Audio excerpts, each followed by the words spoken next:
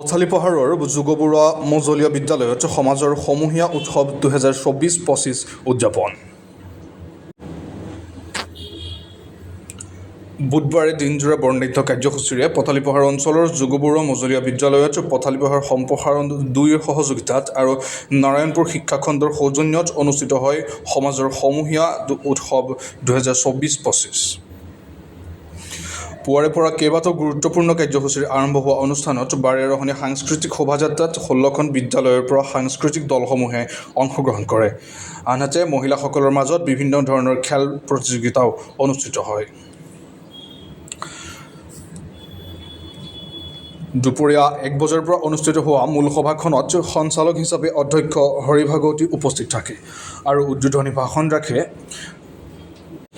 নাৰায়ণপুৰ শিক্ষাখণ্ডৰ শিক্ষা বিষয়া পদ্মেশ্বৰ বৰা, শিক্ষক ৰাতুল শইকীয়া, BRC বলিন হাজৰিকাই।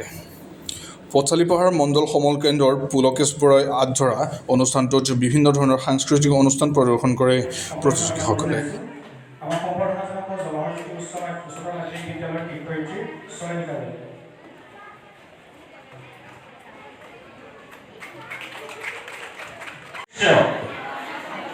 আপোনালোকৰ আগত দাঙি ধৰিলে আৰু তেখেতৰ যিখিনি বক্তব্য ৰাজহুৱা খণ্ডৰ বিদ্যালয়ৰ বাবে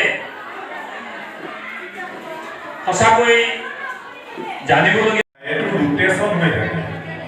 এইবাৰ বৰবালি সম্প্ৰসাৰণ টুট পৰিছে, অহাবাৰলৈ এইটো সমল কেন্দ্ৰ নপৰে। গতিকে এতিয়া মই আমাৰ ভাগৱতী তাৰ পৰা গম পালোঁ যে বৰবালিৰ সম্প্ৰসাৰণটোত এই প্ৰথমবাৰৰ কাৰণে এই কমিউনিটি ফেষ্টিভেলটো হৈছিল। সমূহীয়া উৎসৱ বুলি কোৱাৰ লগে লগে ৰাইজৰ যোগদান কথাটো আছে। আমাৰ এই উৎসৱটোৰ উদ্দেশ্য আছে। উদ্দেশ্যটো হৈছে কি যে অসমখন বিভিন্ন জাতি আৰু সংস্কৃতিৰ উপাদানেৰে গঠিত।